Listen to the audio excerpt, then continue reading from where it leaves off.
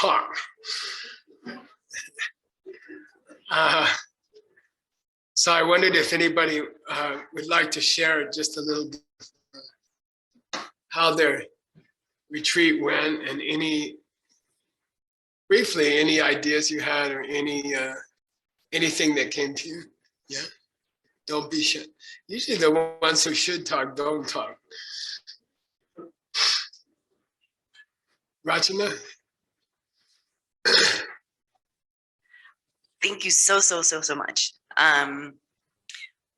You gave us so many beautiful meditations, and then I was thinking, I'm very ashamed to say that when I leave retreat, then within several weeks, then usually I might not remember a lot of it.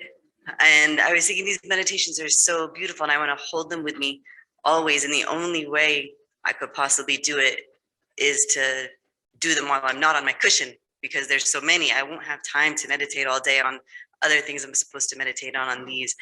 And so the assignment that you gave us of creating a mantra, I'm like, oh, I could do that. So then when I'm walking around paying at the grocery store, so I made a little mantra, if I could share,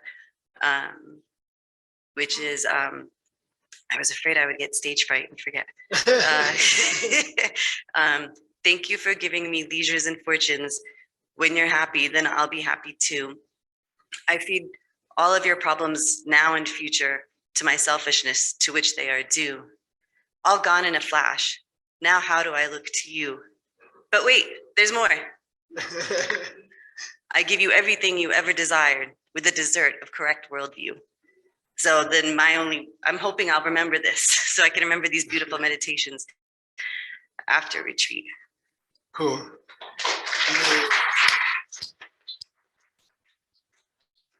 So they gave 2 suggestions from kind of mini mantras that you could do to remember during the day. And I think Rachana's is pretty cool. Anybody else? Don't be shy. You are shy. Go.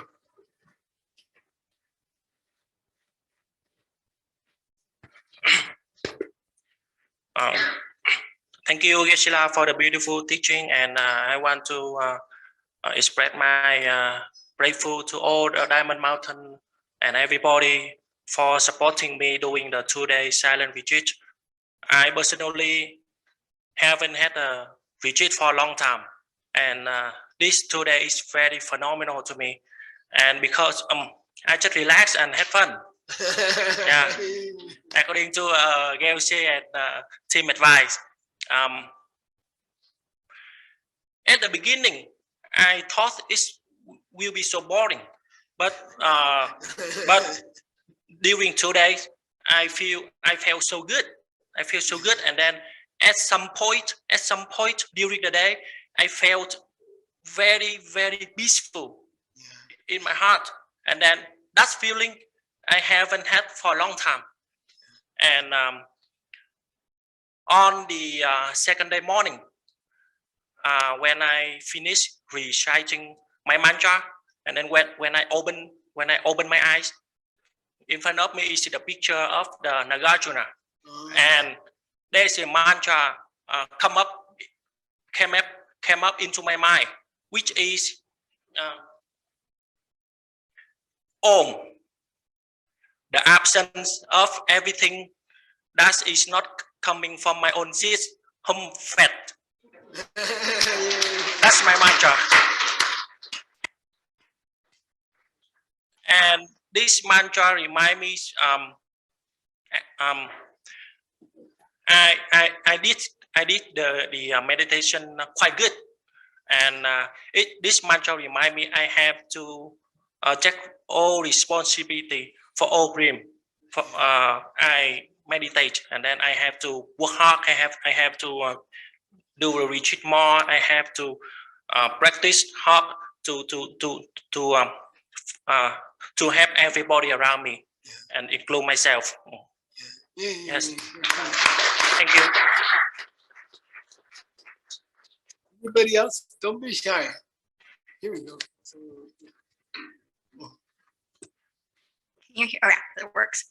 Yeah, some bad habits I have became clearer. one of them, one of them I thought was cool was the act of being what other people need, and having that be yourself. It made me realize that sometimes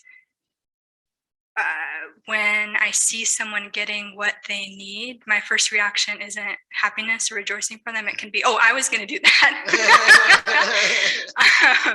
But doing the meditation this way was very beautiful to see that if someone's getting what they need, that's coming from you, and you should be happy.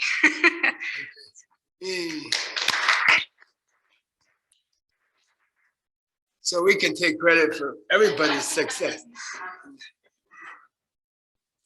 Thank you so much, Geshe and everyone, for this 2 days retreat. I felt that on the second day it was much deeper. I felt, as Koi said, I went into the deeper silence, and I made 2 decisions for myself. First one is to make a gratitude meditation every day, because I felt so grateful for all these teachings, for everything that you are giving to us. It's, I don't know, it's such a blessing to be here. And thank you so much again to all the teachers and to you, Geshe.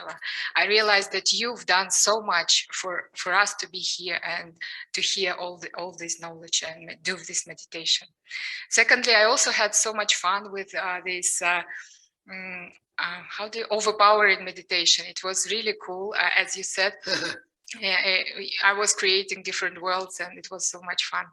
And the second decision that I made is that I should come to Diamond Mountain at least twice a year.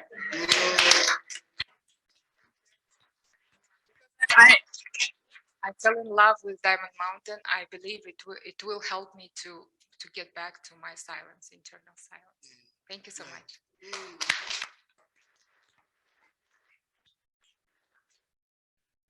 I was not in the retreat. I was out here holding space for you and taking pictures of your meditations from out here. You know, the first one was bringing big rain clouds to the hell realms, and you guys were doing your meditations. Did you see all the clouds? They just built up dark gray over there, and even little drops of rain were coming down. So I was cheering you on. And then the next meditation was, you know, cooling things off, or no, warming things up in the cold realms, and the sky turned blue. You know, absolutely blue. All the rain clouds went away. So I was applauding you and cheering you on, and you're amazing. Thank you for being here and doing your work. The world benefits. 2 things from me. We learn a lot, but I found out that being in the silence is more important than learning, because that's how we remember. We actually know everything, we just forgot, and being by ourselves, we remember. And then the second thing I found out, well, I remembered that watching ants and spiders and clouds and stars is actually much more fun than Netflix. Why do we do it? I really hope this second thing I will not forget for at least a year, and will use my time in a really different way. Thank you.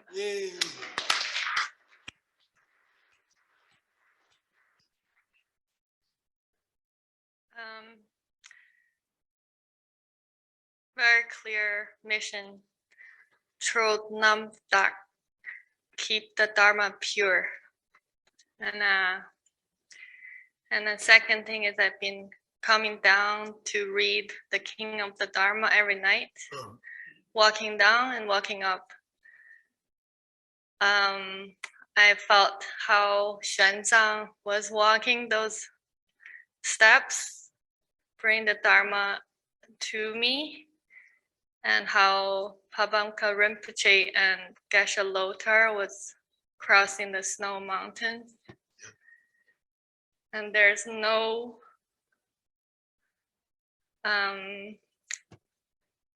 way other than others' hard work for me to access the Dharma. So I'd like to spend the next 30 years to keep the Dharma pure, and by translating and teaching. Thank you.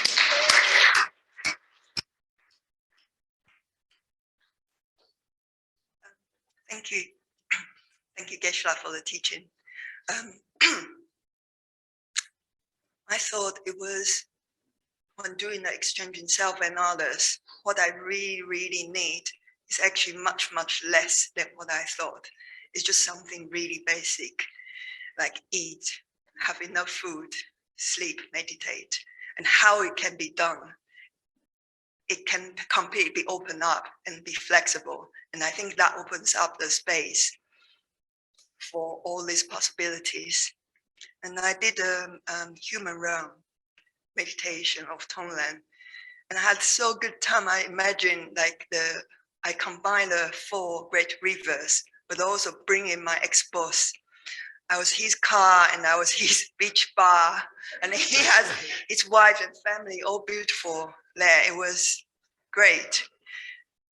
And I was thinking of if Geshe, you can come to the England to teach when you have the innovation project, because I work in startup for the past 10 years, and I have seen the owner.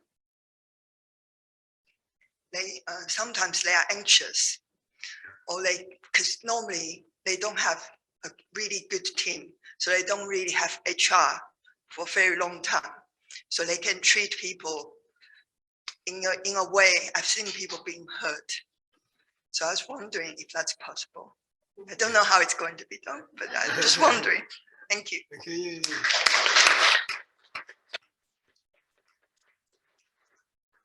I'm going to read one of the comments online. Okay, cool.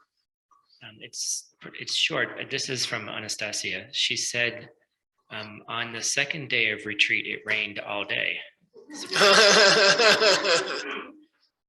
For the first time, there's been a long, big downpour that flooded the entire island. I imagine how this rain, like deathless nectar, cleanses all the hells and frees all those beings from suffering. Yay. Which island? Bali. On Bali. Yay.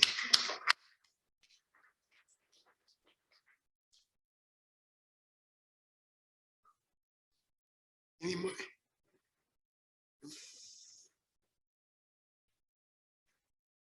Mr. Haggerty.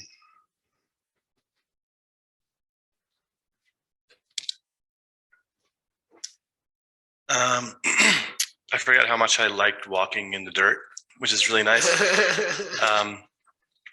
I didn't walk a lot, but on my few breaks, it was so beautiful just to walk around, just stop and sit and look at all the work that's been done here and all the people who have been here and are going to be here, I guess.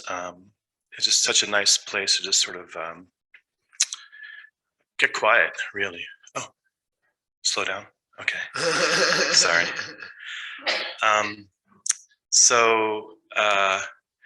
I think during the first day, somewhere in between animals, I think, or pretas, I brought a lily in with me, a flower, into the retreat. And I loved imagining myself emanating as whatever that they needed. It just was so beautiful to just sort of to go through this process of being all the things that they need, all the way up to turning them into Buddha paradises, just incredible. And then I just looked over at the lily, and I don't know if Tim got it.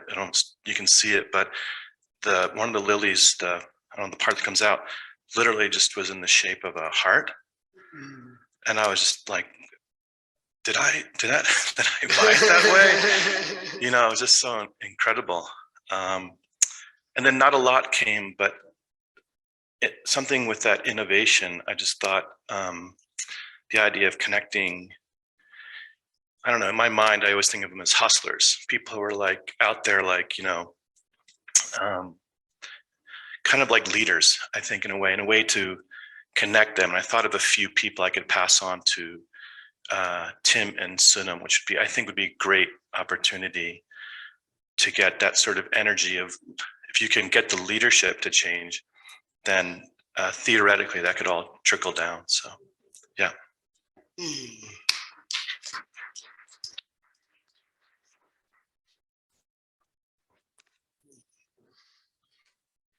Hello, everyone. My name is Natalia. I would like to share my deep experience in this retreat. So first night when we went on retreat, I went to the Blue Sky Dome, and it was a very beautiful sunset there. It was red as the most beautiful sunset in my life, and I was so much filled with joy inside of me. Amazing. It just was lots of support from the sky, I think. for that, it was like blessing. And after that, when I was meditating and giving the hell realm people what they need, I felt a lot of compassion, and I felt like I'm crying. I felt really deep experience, and it was few times a lot of cleansing for me and on physical body too. I felt nauseous, I felt pain, I felt unusual weakness some moment. Second day, and then the last day was gone, and I felt a lot of strength and lots of realizations for my life. I decided what I'm gonna do and what I will not do. There was very, very deep thing to understand that communication for us is so much important with other people. That what gives us energy, that what gives us joy. We feel supported, we feel not alone. And the last meditation I just did before we closed the borders right here, and I saw my son, who is now almost 20 years old, when he was just born, and I was holding him in my arms, hugging, and there was so much love, so much compassion that I missed in my life right now. And that meditation brought me there at that moment almost 20 years ago. And I didn't think about it. It just came on me. And it gave me that feeling of fulfillment. Complete. I'm complete. I'm completely here, present, ready to serve and love. Thank you.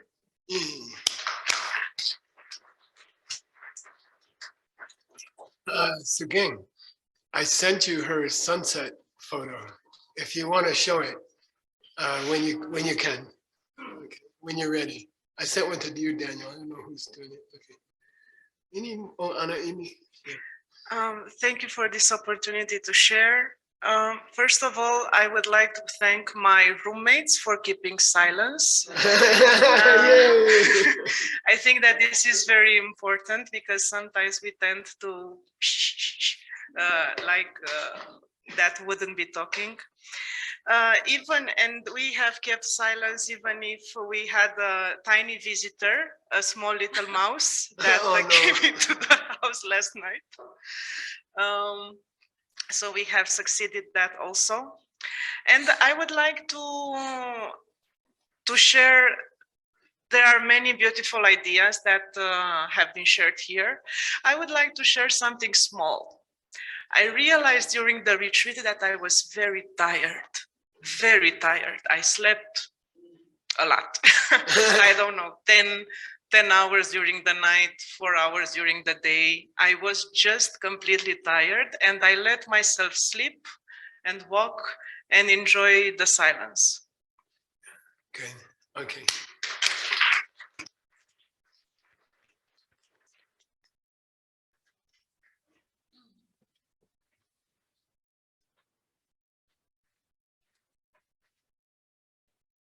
Thank you. I just want to share a little mantra that I come up with.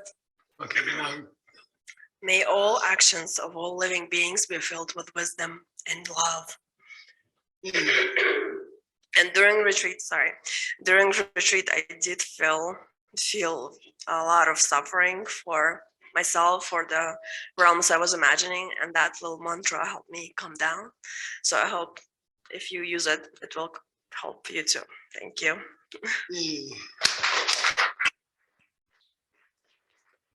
That's Natalia's sunset photo. That's Diamond Mountain a couple of days ago. Yeah, nice photo. Good? All right, we'll go back to, thank you for keeping the retreat strictly for 2 days. My experience is, so I've done many retreats, and you can either do a good one or you can do a lazy one. And you can start talking or you can not start talking. And I think the first day is the hardest, right? And you try to control yourself and really have a good retreat. And it sounds, I can tell when I'm in the retreat valley how it's going. I can tell if people are talking or watching Netflix secretly under the covers. And it felt really good. So I'm happy and grateful for the people who are here. And you worked really hard. And I feel that the people in the remote retreats, I think we had Ukraine, Russia, and Vietnam. And I think it went really well. So thank you guys for doing it. Retreat is an extremely important part of what we do. And I think it's the part of what we do that we don't focus on enough, and we don't do it enough. And we have this big, beautiful retreat center. I think we should rename it to Blood, Sweat, and Tears Retreat Center. And it was hard to build this place. We had a lot of obstacles, and I don't suppose they're finished yet. And but we got to use it now that we've worked 20 years to build it, 25 years. We should use it. And so I really encourage everyone to come and use this retreat center, and it's very valuable. I'd like to welcome John and Connie and Peter, and thank you for coming. They've been taking a lot of responsibility along with Venerable Jigme to teach Diamond Way, and I really appreciate it. And I've heard really good things.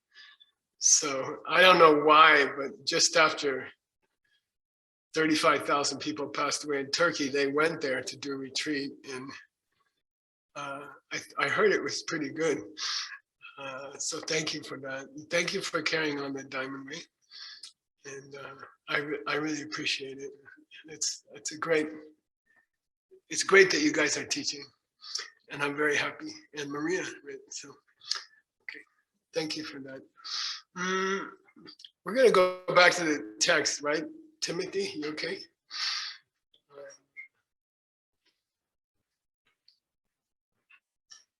And we have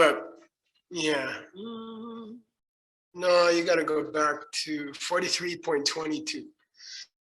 Just search for 43.22. There you go. Okay. So we're at this point where Pabon Rinpoche encourages us to make a little personal mantra for ourselves to remember taking away other people's problems and giving them help. And then there's an ancient tradition of saying a mantra to yourself, okay? And just as you go through the day. So keep your mantra, okay? Don't lose it when you get on the airplane. Don't leave it at the airport, okay? And use it, okay? Just use it while you're walking around. I'll give $100. Everybody wakes up. If you can tell me the 2 requirements for a powerful mantra, the traditional requirements for a mantra. Oh, you're gonna be greedy again? All right, no, I'm kidding. No, you got it. I'm just joking you. Keeping your morality yourself and getting the mantra from an authentic person. Yeah, nice, $100. Now, how do you get your $100 when you win a bet in here? You go to Venerable Jigme. You don't complain to me 2 years later that you didn't get your money, okay? All right. Yeah, you have to, the mantra has to be, you have to be encouraged by an authentic lineage to create your mantra, and you did that already. And then secondly, you have to keep your morality, mainly your 10 good deeds, okay? But also your other 2 kinds of morality, which for $100 are what? Yeah, Bodhisattva morality and your tantric morality, okay, diamond way, okay. Don't forget to collect, okay. All right. Tonglen Jemba Soich and Nekap Tamche Tonglen get sick dun. And it means keep reciting your little mantra to yourself so you can remember to give people happiness and take their problems, okay? And you can do it in little tiny ways, like at the airport, you can let people get in line ahead of you at customs and stuff like that, okay?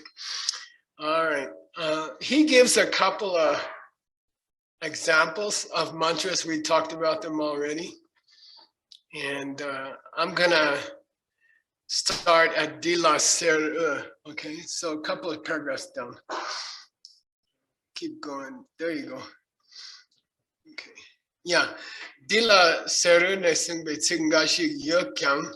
He says, look, I could give you some words from Golden Light Sutra, that's Suvarna Prabha Sutra, that you could use for your little mantra, okay? And again, that sutra is, it has a lot of amazing stories about Lord Buddha, how he became a Buddha. The story of him giving his body to the tiger is in there, and in Mongolia. So we've done a lot of work in Mongolia. John Brady has 3 projects in Mongolia trying to catalog and save 300,000 books. And I think if you ask a Mongolian what's their greatest book ever, they would say the Golden Light Sutra. So that's for them very important. Sungbe Geshe Yukyang, he says, look, I could give you some mantra from the Golden Light Sutra, but Kyang, Terang Re Mashina, Dena. He says, but you know, you guys don't really know that sutra very well. So Dena Jetsun Lama Tukjechen. So you could just recite the verse that we got you from the Lama Chipa, okay, which we do every time we do retreat here. The first night we get here, we do Lama Chipa. So he says you could just use the verse from Lama Chipa, okay. She sok tumbe rung mungi lama gare dini chang sok tu zepe logi kyang yo. He says some teachers of the past have used this verse from the Lama Chipa to do their as a mantra. And instead of doing Vajrayogini mantras in retreat or something, instead of doing 100,000 Vajrayogini mantras or 1,000,000 Vajrayogini mantras, they will do this verse about love as a mantra like 1,000,000 times or something. So they'll do it as what they're counting, okay? They'll repeat it over and over, okay? I have a picture for you. You ready? Nah, go back to 43.22. There's 2 of them. Yeah, here's one, Lama Sopa Rinpoche. He passed away yesterday. And I just wanted to talk about him a little bit. He was the first person to invite me to teach in my life. And he was a very great teacher who helped bring Buddhism to the West, okay? And the fact that we have Buddhism in the West. I mean, I grew up in a country where we didn't know what's Buddhism. We never heard of meditation. And there were a few great teachers who, came down at great suffering, came out of Tibet, lived in refugee camps, and then slowly came to the West. And there were just a handful of very brave teachers, and they learned English and they helped Westerners. And whenever I think about that, those years, I feel like it was the Titanic hitting the iceberg, and the Westerners were kind of like the iceberg. And then these few brave teachers from Tibet came out of Tibet and started coming to the West to teach Westerners. They were kind of like the Titanic, and they kind of wore themselves out on the Westerners. It was not easy. It was a huge cultural gap between old Tibet and the West. And these people, these few special lamas came and they tried to teach crazy hippies. I'll show you his teacher, Lama Geshe. Next picture. That's Lama Supa's teacher. And they came out together. And Lama Geshe was a Geshe who came to the refugee camps. And he was very goofy, and you can see, right? And he was a great joker. I remember this story that he went to some department store in San Francisco, and he said, "Take me to the ladies section." And the students are all like, "What?" And he said, "Take me to the ladies section." And he went to the ladies section, and he found some like really loud orange pants. And he said, "That's the right color." And then he bought them and he would wear them. And he's like that. He was so goofy. And he taught at San Francisco State, I think, University. He taught Westerners. So some of the first Buddhists, Tibetan Buddhists, to bang into the iceberg of America was Lama Geshe. And it was hard for them. It was really hard for them. And they didn't have any money, and they were trying to teach.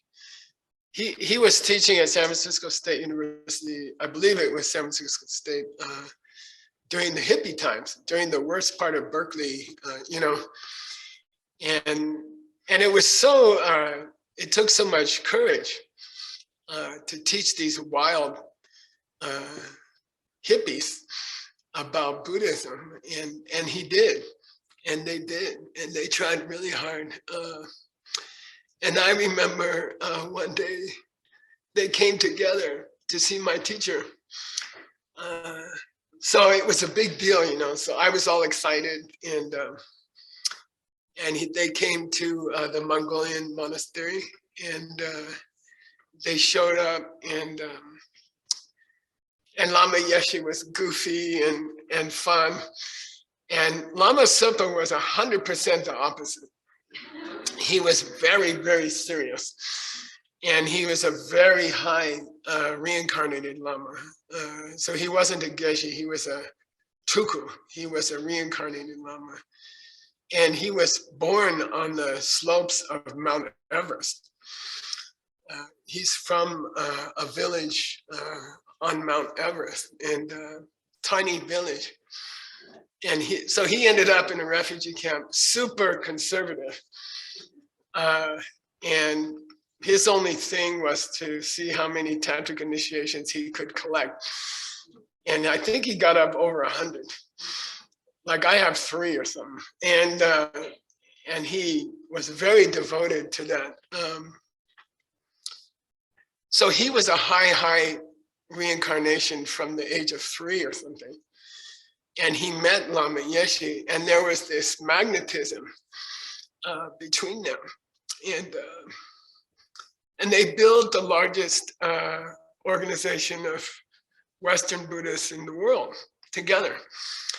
And And they worked really, really hard. Lama Geshe had a heart problem for many, many years. And he just kept going and he refused to rest. And finally his heart gave out.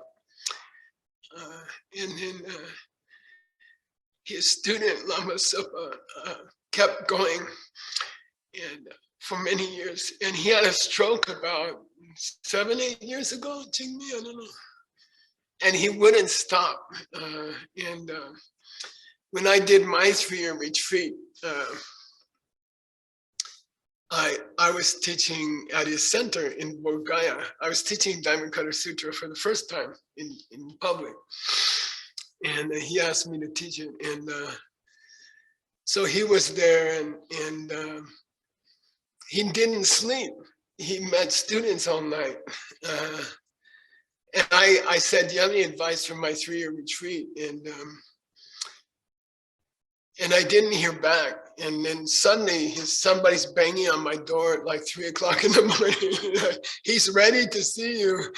And I'm like, okay. And I went there with Christy, my partner. And he said, okay, you guys are doing 3-year retreat, huh? And we said, yeah. And he said, your eyes, ears, nose, your senses are the man, the retreating man, and the objects in the universe, the things to see, things to hear, things to smell.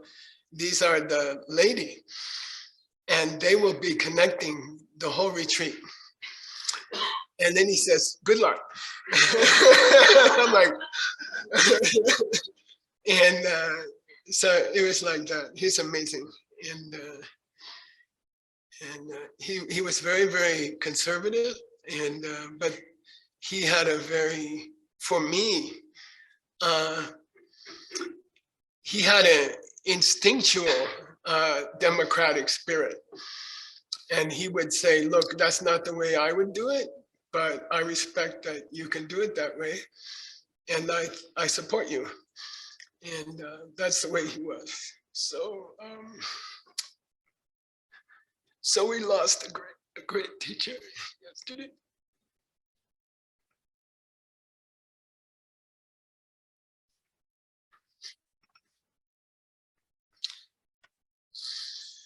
And that generation is past. I think that generation has passed now.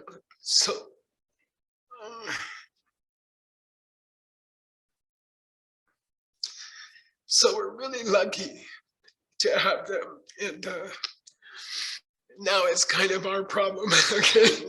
Now it's our job to pass it on, okay? So let's be as brave as him and hardworking as them, okay? Let's keep it alive. Okay.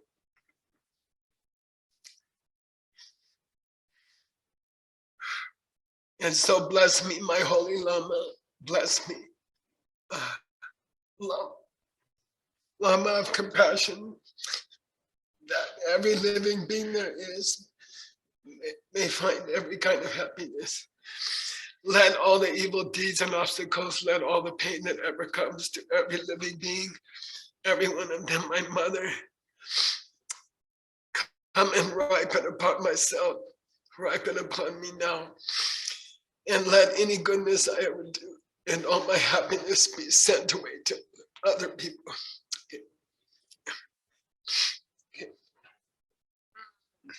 Okay.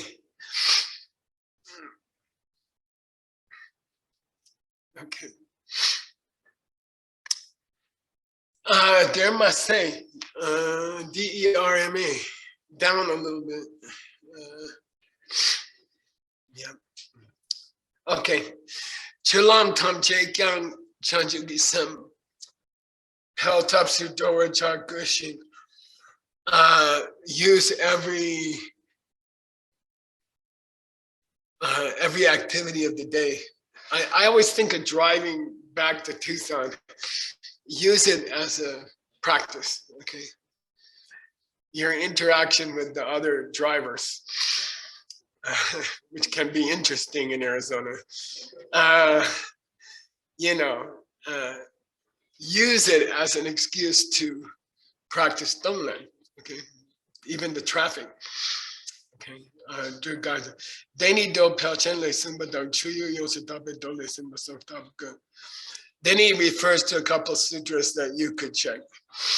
Shenyang Chanju di Semla Tudam Bitsor Chen Duba Daki Jambin Sokapa Chimbin Nam Tar Do Pelchen La Yang Ne Yang de Tusam J. We can use the life story of Tsongkhapa, the king of the Dharma book. He says you can use it to see examples of that. Okay. Then he says, Deni Lungla Kimbarja. Okay. This lung is an important word in Buddhism. Okay. Lung means in Tibetan wind. Okay. So it's one of the elements, Sachu Me Lung, earth, water, fire, and wind. Sometimes they'll add wood or consciousness. So lung means wind, but it's also the word for wind in Tibetan is also the Tibetan word for chi or prana. Okay, so we're getting into a very deep diamond way principle here in the Lam Rim, and Lam Rim is a sleeper. Sleeper in English means it looks like it's just a dull, long book, but there's tantra running underneath, like water under the ice, you know. And if you really understand Lam Rim, it's a whole diamond way teaching. Okay, for how many years now? 13 years. Okay, it's been a diamond way teaching under the ice. Okay, and here the water comes up above the ice. Okay, he says ni lungla kimbraja means kin means let it ride on your prana. Let the Tonglen ride on your prana. Okay, and it goes very deep. It goes very deep here. The connection between giving and taking. The practice of giving and taking other people's problems, giving other people the good things that come to you, that becomes a diamond way, a tantric practice, okay? With your prana, using your prana. Your breath is not your prana, but your prana is connected to your breath very, very intimately, okay? So where goes your breath, so goes your prana. Okay, so Tonglen is becomes a pranayama. Ayama means practice of what do you call it? Like making effort to make something happen inside of you is ayama. Okay, pranayama, or it can also be read as control of your breath, ayama. Yama means control, and it also means the Lord of Death. I'll tell you why, it's too complicated. In the old days, Yama meant the two reins of a horse, the two reins that you pull the horse with. And so Yama came to mean a pair of two things. And in the ancient times, there was a pair of night and day, and there was two deities connected to them. And night was supposed to represent, I think it's the loss of a loved one. Okay, and so it was a pair. Night and day were a pair, like the reins of a horse, which are Yama. So the Lord of Death came to be called Yama, okay? And if you kill the Lord of Death, you put an end to him, Antaka, Yamantika, okay? Yama Antaka, okay? To kill the Lord of Death, Yamantaka, which is which we practice here, and you can learn it. Okay, what's the other Sanskrit word for Yamantaka? Huh? Nah. Kaladanda. Yeah. Beat death to death. Beat death to death. Kaladanda. Okay. All right. And that's part of the Hatha Yoga Pradipika, which is a very deep retreat practice text. It takes 2 years to teach it. And we're in the middle of it. So come to the next YSI program in, when is it? September? Okay. And we're studying Haladanda. That's the whole topic, how to kill death, okay? So anyway, here, use the prana, use your breath practices. And there's obviously a deep connection between your breath and your state of mind, right? When you get scared, you're like, when you're too busy all day and you're not focusing on people, you're also breathing irregularly. So if you want to know how your Tonglen's going, day to day, hour to hour, you can check your breathing, okay? How's your breathing? And if you're really practicing giving and taking on an hour to hour basis, it'll be reflected in your breathing, okay? So keep an eye on your breath. And when your breath gets jerky or out of flow, out of sync, it means there's something wrong mentally, okay? When you're doing Tonglen hour to hour with your little mantra, you should be doing pranayama at the same time. And your breathing should be sweet and calm and regular, going in through the left nostril, exiting through the right nostril. You don't have to remember it all the time. You're not a bad person if you breathe through both holes. Okay. I had a student many, many years ago, Nigel, did you know him? From Burma. And every time I taught him some little thing like this, he'd say, no, Geshe, don't teach me anymore. And I'd say, why? And he'd say, it's just something else to feel guilty about, you know? Every time you give me a new practice and I don't do it, I feel guilty. And I'm just like, it's driving me nuts. I feel guilty all day. And you got to be careful with that, okay? Take the instructions from retreat that struck you, that seemed cool to you, and use them for a couple weeks, okay? And frankly, let the other ones go, okay? You can't remember everything. You can't practice everything. If you try to practice everything, your breathing will get messed up, okay? So kind of, why does Geshe teach hundreds and hundreds of practices? I want you to connect with one of them and use it for a while. So don't feel guilty. Don't get overworked, Dharma overworked. You know, choose the one that fits you. The reason they give hundreds of practices is that there's hundreds of personalities and different people, different strokes for different folks. Okay, when you hear something that's attractive to you, then practice it, and don't go crazy trying to do everything you hear in these classes. Okay, I think this pranayama connected to a Tonglen mantra, connected to a whole day long habit of watching out for other people. What do they want? What do they need? Little stuff. Opening the door, serving them tea.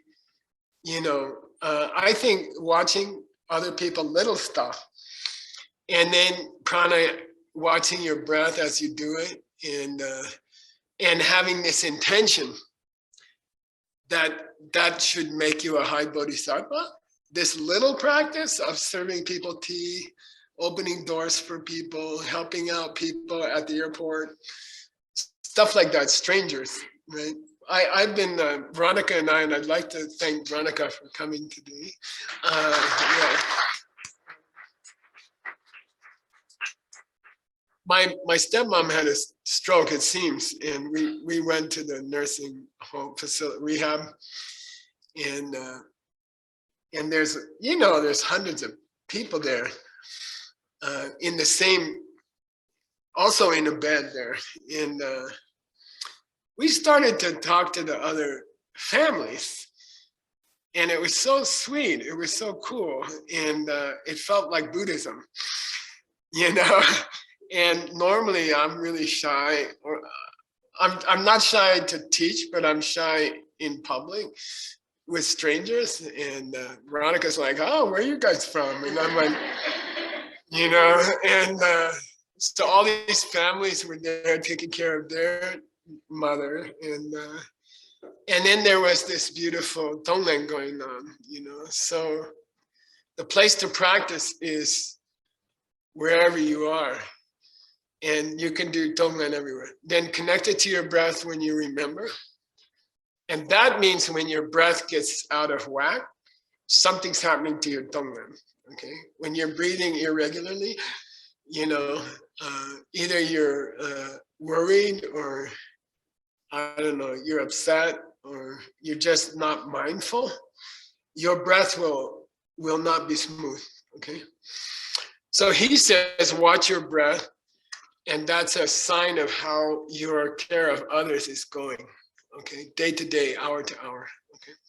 Shepatar Tonglen ki mikpa chingse jongwe say, when you get pretty good at Tonglen, uk chir drokap tongwa.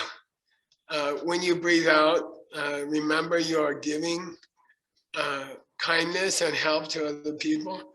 Nangdu jukpana lemba. You are, when the inhale, you're taking people's problems away. So don't miss the opportunity to focus on taking away other people's problems and giving them help. As long as you're breathing, you can do it, okay? All right. If you connect it, jar here, the last word, jar, S-B-Y-A-R. Jar means connected to your breath. Connect your practice to your breath. So then your breath will remind you to do your tonglen all day long, okay? All right, now I'm ready for that cowboy. I shouldn't spend too much money. Well, forget it, $100. Tell me why the cowboy's relevant here. I think, Annie, did you? Whoa. So why is the cowboy on the horse relevant for our discussion today? It's relevant because it's about Lungsem Drukpa Chikpa. Nice. How the prana and the thoughts ride together, just like the cowboy and the horse. Nice, perfect. Okay. Don't forget to collect your cowboy money. I was in China, I was in Shenzhen. Somebody was opening a new office. They asked me to do some calligraphy. And I was thinking, I needed something like 3-4 words that would be inspiring. And so I chose Sugang. It's in the next paragraph, in the bold letters right there. Lungsem Jukpa Ching, okay? Please repeat. Lungsem Jukpa Ching. One more time. Lungsem Jukpa Ching. High tantric practice. Here in the Lam Rim for beginners. Okay. So you've heard me say it many times. In yoga classes, YSI loves Lungsem Jukpa Ching. And here it is, people ask me how to spell it and stuff like that. Well, here it is, okay? So lung means that word for wind, okay? Prana or chi, all right? Sam means the mind. Jupa Chik means they flow together. Okay, they flow together. Like, and the classic example is a cowboy on a horse. Okay, I heard some amazing news here in Bowie. The only functional business is a gas station. And they used to have a 31 flavors there, which was the only happiness we had here. And it's an ice cream store. And we used to go there, you know, it was a pilgrimage. We didn't go to the stupa, we went to the ice cream store. And then they closed it. It was really depressing. And then recently, they opened it up again as an Indian restaurant, which is like a miracle, because I grew up on this. And by the way, they're from HP, UP area, which is exactly the Indian food I grew up on. And they make it exactly like I had it 50 years ago in India. And so it's kind of a beautiful thing.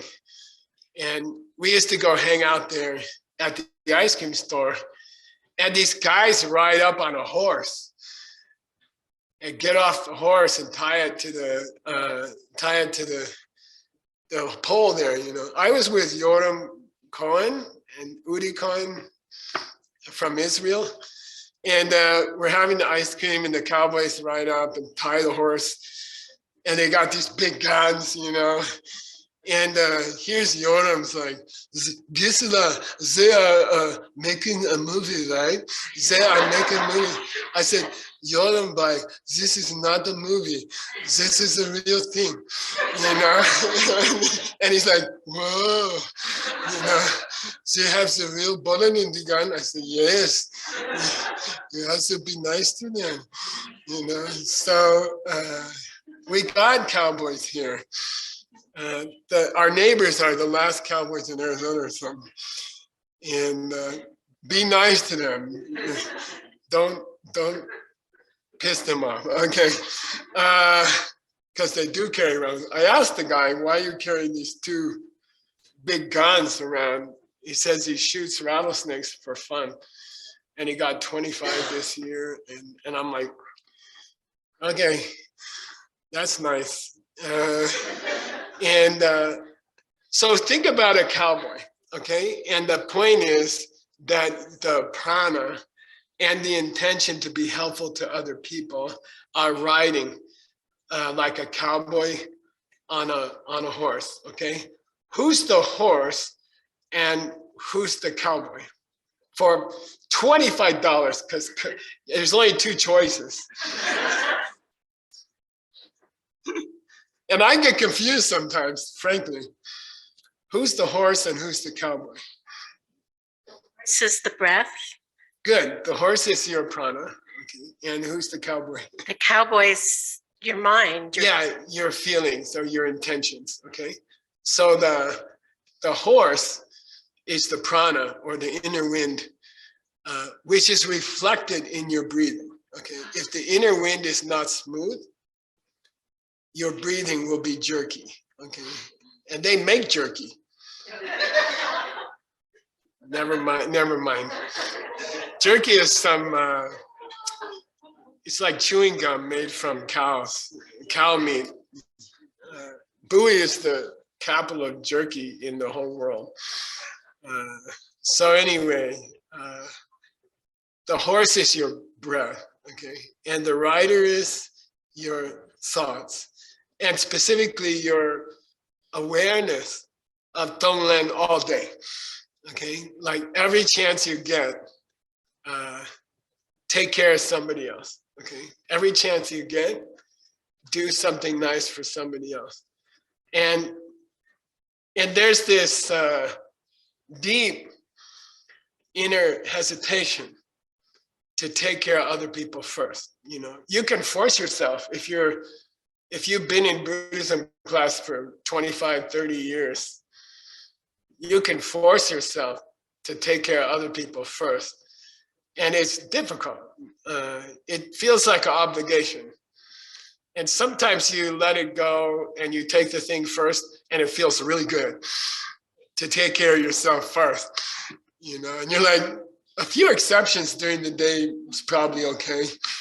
You know, I'll just take care of myself first. After all, not everyone likes these pastries the way I do, you know, and, but what happens is over many years' time, and my wife is a great master of this. If you take care of other people first, it's just really amazing. And it makes your life, it makes your whole life meaningful, okay? Like whatever occupation you do with your life, doesn't matter. Whatever things you study, doesn't matter. Whatever meditations you do, doesn't matter. Just focus on other people, take care of them first. If that's the only thing you learn at Diamond Mountain Retreat Center, then your life is set, okay? Just take care of other people first. And you'll have a super happy life, okay? This struggle to be happy and take care of yourself first is a losing battle, okay? You cannot, it'll never work. It's a stupid idea. It's a bad strategy, okay? And it's human nature. So you have to fight it. Not because of morality, blah, blah, because it's the only way to be happy, okay, is to take care of other people first. So the more you do it, the happier you will be, okay? And you're not losing anything, okay? You're losing something if you take it first. Then you lose it, okay? So this attitude, there's something about the horse and the cowboy, okay? The horse is your prana, your breathing, and the cowboy is your thoughts. Who's in control?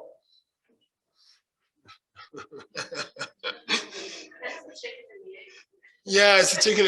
I went to Princeton, and I guess it was the second or third year, and somebody said, you know, there's a place near here. There's a lake at Princeton. They built a lake. It's like 5 Mile Lake that they built. Andrew Carnegie built it. And we used to race. I was in the rowing team. We used to race up and down the river, and you could rent a horse and ride around the river. And so my friend said, you want to rent horses? You're from Arizona, right? I'm like, oh yeah, you know. And I rode a horse once, you know, it was the oldest horse they could find. And I went out with my dad. So I said, oh yeah, I can do that. So we went out, and it was really funny because I saw all these cowboy movies where you kick the horse and you know, so I kicked the horse, you know, and it goes boom, you know, and then I'm like, I'm trying to stop the horse, and then there's this thing in their mouth, and you pull it, and it hurt, you know, and the horse stopped suddenly, and I went woo, and just fall down, okay, and I never got on a horse again in my whole life, okay. Why am I talking about that? Sometimes the horse runs the show. Okay? If the breathing gets out of whack, if the breathing gets shaky, the thoughts will follow. You see, if the horse goes out of control, the cowboy's not running the show anymore. The horse is running the show. Okay, so sometimes your mind controls your prana, and sometimes your prana controls your mind, okay? It depends on who's in charge. Sometimes the horse is in charge, okay? Sometimes the person is in charge. So it can go either way, okay? Jukpa Chikpa means it can go either way. If you let your breath get out of control, your mind will follow. If you let your mind get out of control, your breath will follow. If your meditation is so bad that you can't watch your mind, at least watch your breath, okay? That's a physical thing. It's much easier to watch. Okay, if you can't control your mind, if your mind has the capacity to get unhappy and take care of yourself first, and you don't have the capacity, Shishin, to watch your mind, which we all lose that capacity, at least watch your breath. Learn to watch your breath. If the breath gets crazy, you can trust that the mind is following it, okay? So watch your breath. On a bad day when you can't watch your mind, watch your breath. And the condition of the horse will tell you the condition of the rider, okay? Got it? So it's a symbiotic relationship. It goes both ways, okay? Very important here, okay? Yang yang komne, lung la kyuna. If you get very good at this, what's kyun mean? Kyun without the B in Tibetan means mistake or problem. Kyun min du means, hey, no problem. Meo wen ti. Kyun. But with the B prefix letter, it means to ride a horse. Got it? So now you won't forget. So BSKYON means ride your prana like a wise cowboy. Okay, ride your prana like a wise cowboy. Okay, Kin Dakshan Nyamje, Chanju Gisemke Lawe Chir. If you're good at watching your breath, it'll be easier for you to Dakshan Nyamje. Okay, remember that other people have equal rights to happiness, and then switch taking care of yourself first with taking care of other people first. And you won't lose anything. Don't think you're going to lose anything, okay? And it's a lifetime struggle to take care of other people first, because there's this deep instinct that if I don't take it first, I won't get it, especially with pastries, okay? So there's this deep, deep feeling that if I don't get mine first, and I let everybody else have theirs first, I won't get it, you know? And that's the biggest mistake you can make in your life, okay? Take care of other people first, trust it. And you're not losing anything. Don't be stupid. How did you get pastries in the first place?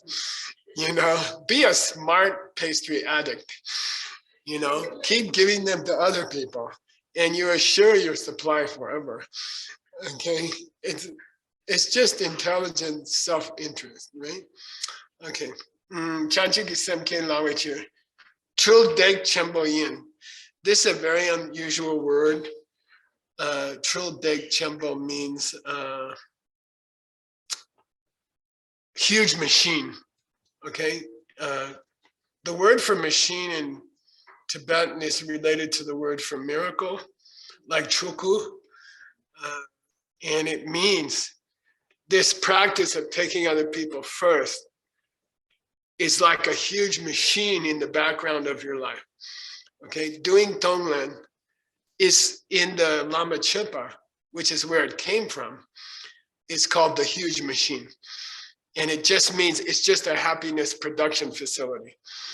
Okay, it's a huge, we passed that pecan factory on the way out here in Bowie, and Veronica, yesterday, Veronica asked me, oh, gosh, that looks impressive. What do they make there, you know? And it's this huge machine that takes the skin off the nuts, separates the nuts from the shell. Huge, huge, huge machine. That's Truldek, okay? That's what they're calling here. They're comparing Tonglen to that machine, you know, and that's a happiness machine in your life, okay? That to take care of others first, to Tong and Len is a huge machine that can bring you happiness. Happiness production facility. Factory. Happiness factory? I'm always looking for good names for rock and roll bands, right, Jack? Happiness factory? That's too corny. Okay. All right. Then we're gonna stop this class here, and we'll continue. He goes from there into Tantra, okay, in this innocent little Lam Rim. He's about to go into deep Tantra. So I know you're gonna come back for the next class. Okay. All right. See you then. Right, Timothy? Anything, Timothy? We're good. Okay. All right. See you guys in half an hour.